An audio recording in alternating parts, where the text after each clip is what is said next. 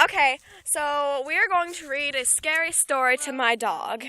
And yes, we read stories to our dog. Don't be judging. Haters. Oh my God, you got a big booty. Okay, Coco, you ready? This one's called The Bad News, okay?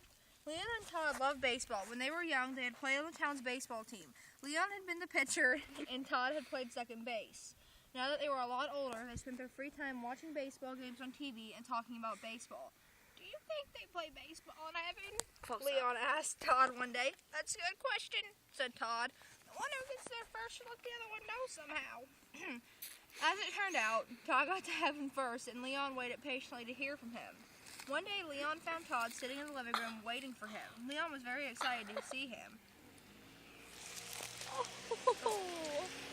What's it like up there? He asked. And what about baseball? When it comes to baseball, said Todd, I have some good news and I have some bad news. The good news is that we do play baseball in heaven. We have some fine teams. I play second base on my team just like I used to in the old days. That's the good news. What's the bad news? Asked Leon. The bad news, said Todd, is that you're scheduled to pitch tomorrow. Dun, dun, dun. Okay, Coco, which one do you want to hear Dude, next? show, look at this. Like, show them. Show them. Do you like that? What? Okay, here. Let me find another one to read. Oh my God, I love that one. I think I'll read Cemetery Soup. Okay, Coco. Hey, this one's called Cemetery Soup. See the picture? Okay, there's the picture. Close up. Yeah, okay. On her way home from the market, the woman took a shortcut through the cemetery. There, sticking up out of the ground, she saw a big bone. She picked it up and looked it over carefully. This will make a very good soup bone, she said. I think I'll take it home. It's perfect weather for hot soup. When she got home, the first thing she did was start the soup into the big soup pot went water, carrots, green beans, corn, barley, onions, potatoes, a snitch of beef, some salt and pepper, and the bone. She brought it all to a boil and then brought it down to a simmer. Yum, she said, sniffing it and tasting it. I can hardly wait till supper. Suddenly, she heard a small voice. Please give me back my bone. The woman paid no attention. Soon she heard the voice again. May I have my bone back, please? The woman was reading the newspaper, and again, she didn't take any notice. In a little while, the voice spoke up once more. It was beginning to sound angry. Give me my bone back! Yeah. The woman kept on reading the paper. Some people are too impatient, she muttered. Once more, the voice spoke. Now it sounded very angry, and it was so loud that the whole house shook. I want my bone back! The woman reached into the pot, grabbed the bone, and threw it out the window. In a voice just as loud, she shouted, "Take it!" Wait, she reached into a hot pot? I guess. There was Don't an ever do that, eerie Coco. silence, and the woman heard footsteps scurrying away from the house down the road toward the cemetery, and she got up and served herself some soup. Wow. Okay, Kobuk, we're going to read one more. How long is the video? 3 minutes and 7 seconds. 8, 9, 10. I'm sorry. We're going to read one more, okay? Let's see. This one's a little short one. I You can just read. tried to lick your phone. The brown suit. See, look, Kobuk, look at the picture. See? He's like, I really don't care. He doesn't. The brown suit. You're just chilling. Suit. The brown suit. The brown soup. Not the brown soup. I'm What's the sorry. brown soup? The brown suit. Brown is not a flavor. I know. A woman came to the funeral parlor to see her husband's corpse. You did a good job, she said to the undertaker. He looks just the way he always looked, except for one thing. My husband always wore a brown suit, but you have him dressed in a blue suit. That is no problem, said the undertaker. We can easily change it.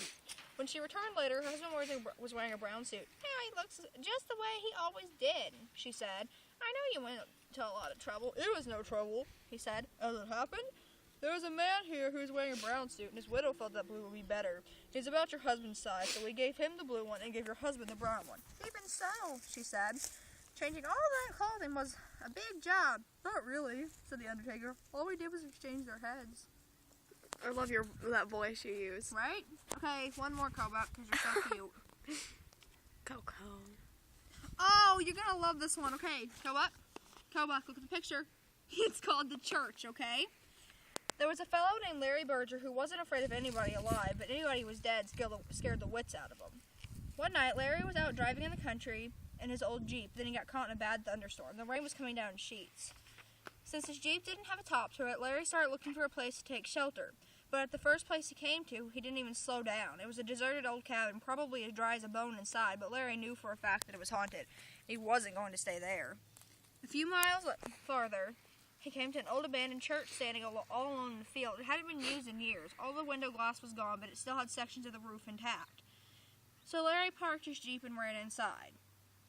It was as dark as could be in there. Larry groped around until he found a pew and sat down. It was nice and dry, just as he had thought it would be, and he stretched out his legs and made himself comfortable. Suddenly there was a big flash of lightning, and Larry saw that he wasn't the only one in the church.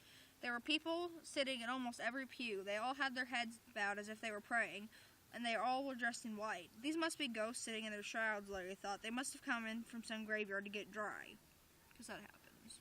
Totally. Larry jumped up and ran down the aisle as fast as he could, right smack into one of the ghosts. And the ghost, he went. I think he's falling asleep here.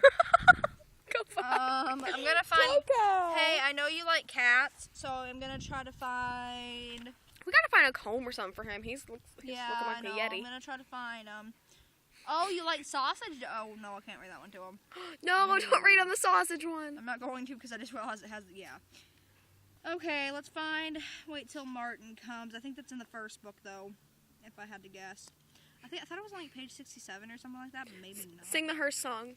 No, that'll scare him. It won't scare him. Yes, it will. The worms crawl in. Leave him alone. Shut up. I'm gonna read. Wait till Martin comes. Okay. If I can find it. We gotta find a comb. I know we do. Like, no joke. Oh, hang on. I found it. I know you like cats, baby. Okay, here's the picture. See? Those are your friends. Yeah.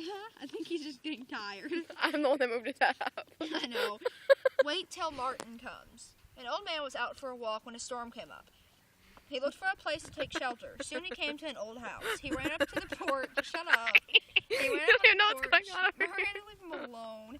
He ran up on the porch and knocked on the door, but nobody answered. By now, rain was pouring down, thunder was booming, and lightning was flashing, so he tried the door. When he found it was unlocked, he went inside. Except for a pile of wooden boxes, the house was empty. He broke up some of the boxes and made a fire with them. Then he sat down. No. Then he sat down in front of the fire and dried himself. It was so warm and cozy that he fell asleep. When he woke up, a black cat was sitting near the fire. It stared at him for a while, then it purred. Well, that's a nice cat, he thought, and he dozed off again. When he opened his eyes, there was a second cat in the room, but this one was as big as a wolf. It's Boo. Wait, Boo's a dog. It looked at him very closely and asked, "Shall we do it now?" "No," said the other cat. "Let's wait till Martin comes." The story made no sense. I must be dreaming. Oh, okay, good.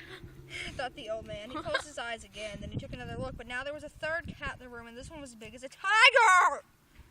He's sleeping. I don't care. Shall we do it now? No, said the other. Wait, no, said the others. Let's wait till Martin comes. The old man jumped out the window and started running. When Martin comes, you tell him I couldn't wait, he called. Yay! He's just like, I'm just tired, man. Let me sleep. Okay, let me have it. Well, that concludes story time with my dog. Our dog, her dog. Bye. Say bye. That was his way of saying goodbye. Bye, guys. I hope not.